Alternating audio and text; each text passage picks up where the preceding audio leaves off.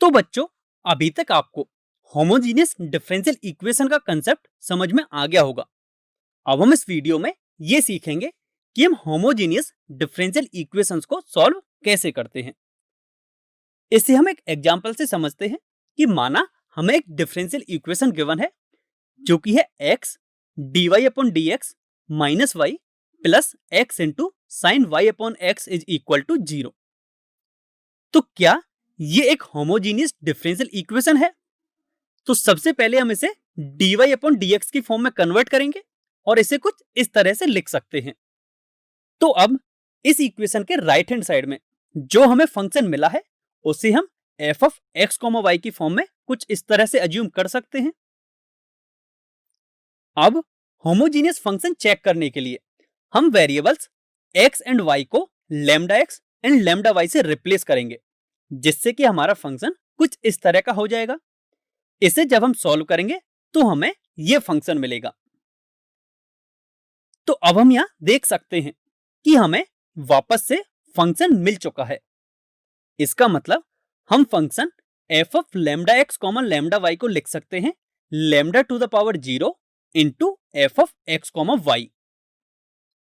मतलब यह एक होमोजीनियस फंक्शन तो है। अब यदि हम इसके डिग्री की बात करें तो वह 0 है। इसका मतलब जो गिवन डिफरेंशियल इक्वेशन है वह होमोजीनियस डिफरेंशियल इक्वेशन है। अब हम ये देखेंगे कि हम इसको सॉल्व कैसे करते हैं।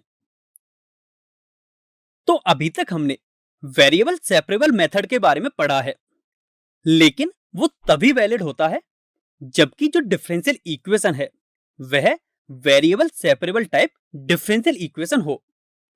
तो यदि हम इस इक्वेशन को कुछ अजम्पशंस करके वेरिएबल सेपरेबल टाइप डी में कन्वर्ट कर दें तो हम उसे आसानी से सॉल्व कर सकते हैं।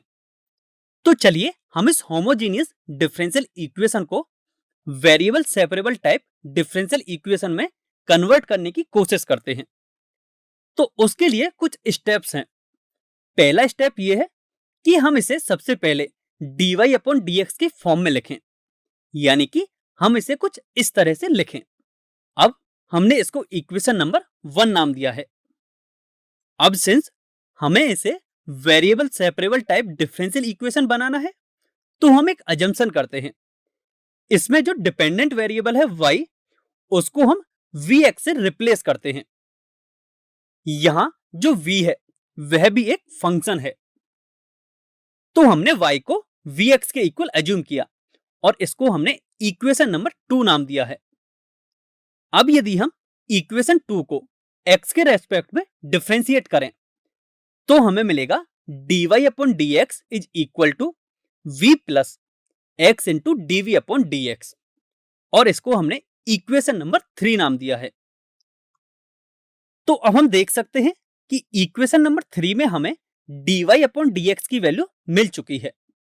तो अगला स्टेप यह है कि जो हमें dy अपॉन dx की वैल्यू मिली है उसे हम इक्वेशन नंबर 1 में पुट करें। तो हम जब इस dy अपॉन dx की जगह ये वैल्यू सब्स्टिट्यूट करेंगे तो इक्वेशन नंबर 1 के लेफ्ट हैंड साइड पार्ट को हम लिख सकते हैं v plus x into dv upon dx, and equation number 2 है y is equal to vx।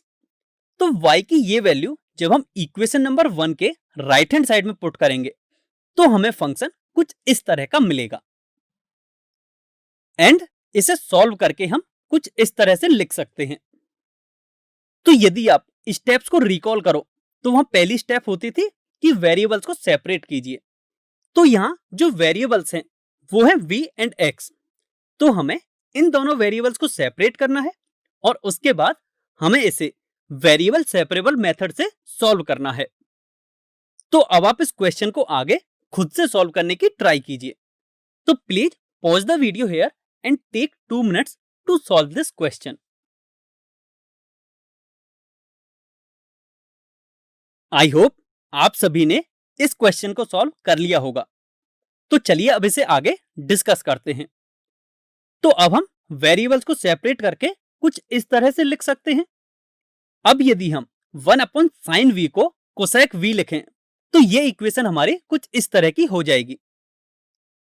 अब वेरिएबल सेपरेबल मेथड का नेक्स्ट स्टेप यह था कि जो हमें इक्वेशन मिली है उसको दोनों साइड से इंटीग्रेट कीजिए। तो जब हम इसे इंटीग्रेट करेंगे then we get integration cosec v dv is equal to minus integration dx upon x. And इसे हम आसानी से सॉल्व कर सकते हैं। तो हमें मिलेगा log mod cosec v minus cot v is equal to minus log mod x plus log mod C1। यहां आप देखोगे तो हमने जो इंटीग्रेशन कांस्टेंट लिया है वह भी लॉग की ही फॉर्म में लिया है और उसमें भी हमने एक मॉड का यूज किया है ताकि वह भी हमारे वेरिएबल्स की तरह ही दिखे और हम उसमें प्रॉपर्टी भी अप्लाई कर सकें। तो जब हम इसे आगे सॉल्व करेंगे तो हमें कुछ इस तरह की इक्वेशन मिलेगी। तो अब आप देख सकते हो कि हमें इन दो स्टेप्स की हेल्प से हमें इसका सॉल्यूशन मिल चुका है। लेकिन आप यह देखोगे कि सॉल्यूशन में एक वेरिएबल यूज हो रहा है v, जो कि क्वेश्चन में नहीं था क्योंकि v हमने एज्यूम किया था। अब यदि हम v की वैल्यू निकालें तो v की वैल्यू होगी y अपॉन x, क्योंकि हमने एज्यूम किया था y is equal to vx। तो अब हम v की वैल्यू यहां पुट करेंगे एंड दोनों तरफ एंटी लॉग लेंगे। Then we get cosec y upon x minus cot y upon x is equal to plus minus C1 upon x। यहां प्लस माइनस इसलिए आया है कि जब हम मॉड को हटाएंगे तो एक साइड प्लस माइनस आ जाएगा। तो अब यदि हम जो राइट हैंड साइड में प्लस माइनस C1 है उसे एक नए कांस्टेंट C से रिप्लेस कर दें तो हमारा सॉल्यूशन कुछ इस तरह का दिखेगा, जो कि होगा cosec y upon x minus cot y upon x is equal to C upon x। तो इस तरह हमें हमारा आंसर मिल चुका है। अब इस मेथड की सबसे इंपॉर्टेंट चीज ये है कि हमने ये dy अपॉन dx की फॉर्म में लिखा था, लेकिन क्या हम हमेशा इसे dy अपॉन dx की फॉर्म में लिखेंगे या फिर कभी इसे dx अपॉन dy की फॉर्म में भी लिख सकते हैं? तो ये इस फंक्शन पर डिपेंड करता है। यदि ये फंक्शन y अपॉन x का फंक्शन हो तब हम निकालेंगे dy अपॉन dx, लेकिन यदि ये फंक्शन x अपॉन y का कोई फंक्शन हो तब हम निकालेंगे dx अपॉन dy। लेकिन हम ये चेक कैसे करेंगे कि ये y अपॉन x का फंक्शन है या फिर x अपॉन y का?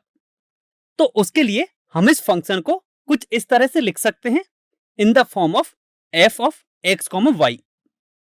अब हम ये चेक करते हैं कि क्या ये y अपॉन x का फंक्शन था या फिर x अपॉन y का।